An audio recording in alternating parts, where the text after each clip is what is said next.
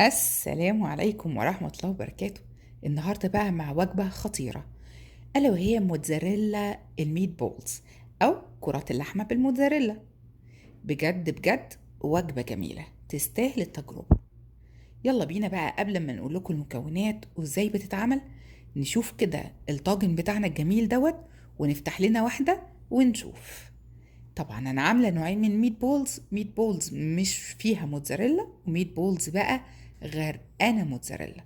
يلا نجيب كده الطبق بتاعنا وهي سخنه وخطيره، ونفتح كده ونشوف كرات اللحمه بتاعتنا اللي مليانه موتزاريلا. الله الله، الريحه بجد بتشهي والشكل يجنن. وشايفين بقى من جوه الموتزاريلا بتقع ازاي، والجبنه التانية بجد خطيره خطيره خطيره. لا لازم ندوق بقى يا جماعه، مش هينفع بس نشم. بجد الله الله الله، تستحق التجربة بجد. لازم بقى اخد لكم واحدة كمان، مش هيكفي واحدة يا جماعة. بجد جميلة. يلا بينا بقى نعملها. هنجيب بول كده ونحط فيها نص كيلو من اللحم المفروم.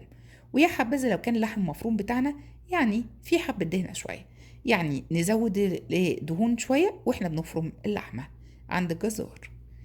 هنجيب معانا كمان النهارده بصلايه كده متوسطه الحجم، شويه من الكزبره الخضراء والبقدونس الاخضر والشبت، وشويه من البهارات السبعه، حوالي معلقه صغننه مليانه هرميه، معلقه صغننه من البابريكا، معلقه كمان صغننه من الملح، ومعلقه صغننه من الفلفل. يلا بينا بقى، انا رحت افرم البصل بتاعي في المفرمه الصغننه اللطيفه بتاعتي الجميله المانيوال ديت. بجد ما بتاخدش اكتر من دقيقه. نقطع فيها البصلاية بدل كمية صغننة، مش محتاج ان انا اشغل الكهرباء. اخلص البصلاية الصغننة بتاعتي، وكمان افرم الخضرة بتاعتي برضو في نفس المفرمة الجميلة اللطيفة بتاعتي. بجد مميزة قوي قوي قوي. انزل بقى بكمية البصل بتاعتي اللي انا فرمتها. بس نخلي بالنا لو حسينا ان البصل بينزل مية، لازم وحبذا اني اصفيه في مصفى صغننة، واشيل السوائل بتاعته واستخدم بس القطع بتاعة البصل. خلاص كده أنا نزلت بكل الخضرة بتاعتي والبصل بتاعي. هنزل بقى بالبهار بتاعي والملح والفلفل، وابدا بقى ادعك المكونات بتاعتي دي كده كلها مع بعضها. بس شكل الكونتينر ده يا جماعة صغنن عليا، انا هضطر اغير البول بتاعتي لبول تانية كبيرة عشان اعرف ادعك براحتي، واعرف اعمل ميت بولز مميزة. نقلنا بقى في الكونتينر الكبير، ندعك بقى على قد ما نقدر. كل ما ندعك في اللحمة المفرومة اكتر، كل ما تديني النتيجة افضل وافضل. ادعكوا على قد ما تقدروا علشان تديكم نتيجة جميلة، واللحمة ما تفرفتش من بعضها. هفضل بقى ادعك فيها وبعدين اضيف اخر مكون هضيفه النهارده، وهو العيش الفينو. بحب قوي اضيف رغيف من العيش الفينو. بس انا بحب اشيل الطبقه الخارجيه ديت، اقشرها كده من عليه اللي هي المحمره، مش هحطها معايا. هاخد بس اللون الابيض دوت عشان هو ده اللي هيقدر يتغلغل مع اللحمه المفرومه، ويبدا يدوب معاها وما يبقاش باين في الطعم بتاعي. خلاص كده هبدا زي ما انتم شايفين، ابدا اقشر كده، واخد اللبابه البيضه اللي جوه، واسيب الطبقه الخارجيه دي اشيلها. ممكن طبعا نحمصها ونعملها بقسماط بعد كده. هبدا بقى افرفت العيش الفينو بتاعي كويس قوي، فرافيت على قد ما اقدر، وابدا ادعكه حلو قوي مع اللحمه المفرومه بتاعتي. طبعا كميه اللحمه المفرومه هتزيد طبعا بزياده العيش الفينو اللي احنا حطيناه بالكميه ديت. هنبدا بقى نضغط وندعك كل المكونات مع بعضها لحد ما احس ان اللحمه المفرومه بدات تفتل او بدات تطلع زي ما تقولوا كده خيوط صغننه من اللحمه. وهي دي اللي هتخلي اللحمه تبقى عامله زي العجينه، واقدر اعمل منها ميت بولز ناجحه. هبدا كده اعمل بقى كور متوسطه الحجم، وابدا ابططها كده شويه. ومهم قوي ان الكور بتاعتي تبقى كلها بنفس الحجم علشان ما تطلعش اللي جواها من المكونات.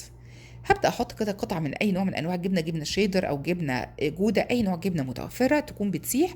واجيب شويه كمان من الجبنه موتزاريلا عشان المطه الخطيره بتاعتها، اي استمتع بيها مع الميت بولز. ابدا كده اقفل عليها بقى داير ما يدور على الجبنه بتاعتي، علشان ما يحصلش انها تطلع بره الميت بولز وتفرفت لي الميت بولز بتاعتي او كرات اللحمه بتاعتي. هبدا اقفل عليها كويس واكورها تاني واضغط عليها يا جماعه، اكورها واضغط عليها. بكده تبقى الكوره بتاعتي طلعت مظبوطه.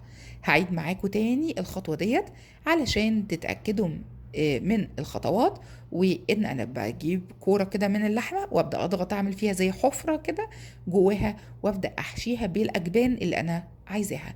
طبعا ممكن نزود اي اضافات داخليه انتوا عايزين تزودوها، ممكن تزودوها مفيش مشكله. نبدا نقفل تاني برضو عليها بنفس الطريقه لحد بقى ما نخلص كل كميه اللحمه المفرومه المتوفره عندنا. بنفس الطريقه ديت ان اعمل كور محشيه بالجبنه الموتزاريلا واي نوع جبن متوفر عندي. هجيب بقى صينية بتاعتي ما تكونش عالية قوي مش مرتفعة قوي، هجيبها تكون وسط بحيث ان ابدا ارص فيها كرات اللحمه بتاعتي. هنخلص الكور الكبيره ديت بالشكل دوت، وهعمل كور صغننه تانية علشان تتاكل بقى مع الرز او تتاكل كمان مع المكرونه. عندي بقى طماطم مضروبه في الخلاط، او عندي طماطم دي بتبقى متقطعه قطع صغننه ومقشوره، هحط منها شويه كده اوزعها فوق اللحمه بتاعتي كور اللحمه. وابدا اجيب بالظبط فنجان من الميه يكون محطوط عليه معلقه صغننه من الملح، معلقه صغننه من الفلفل الاسود، معلقه صغننه من الزيت. ما تزودوش عن كده، وما تزودوش كميه سوائل لان الطماطم بتنزل سوائل والاجبان بتنزل سوائل كمان. احط بقى كميه وفيره كده من الجبنه الموتزاريلا زي ما تحبوا فوق الوش بتاعها. وفي الوقت دوت انا سخنت الفرن بتاعي على اعلى درجه حراره، حطيت الشبكه بتاعتي على الرف الاولاني على طول فوق الارضيه، وحطيت الصينيه بتاعتي. اخدت بالظبط تلت ساعه مش اكتر من كده، هي شوت نفسها من فوق، ما اضطريتش اشغل الشوايه. رشيت بس عليها شوية من الشبت المبشور الناعم، بيديها شكل حلو وتيست جميل. بجد الوصفة جميلة، الريحة خطيرة. ممكن تاكلوها مع مكرونة بالصوص الأبيض، ممكن تاكلوها كمان مع الرز الأبيض. تستاهل التجربة. لو أول مرة تشوفوني أتمنى تشتركوا في القناة. لو عجبتكم فيديوهاتي فعلوا زرار الجرس، وزي ما بنقول كل مرة استمتعوا.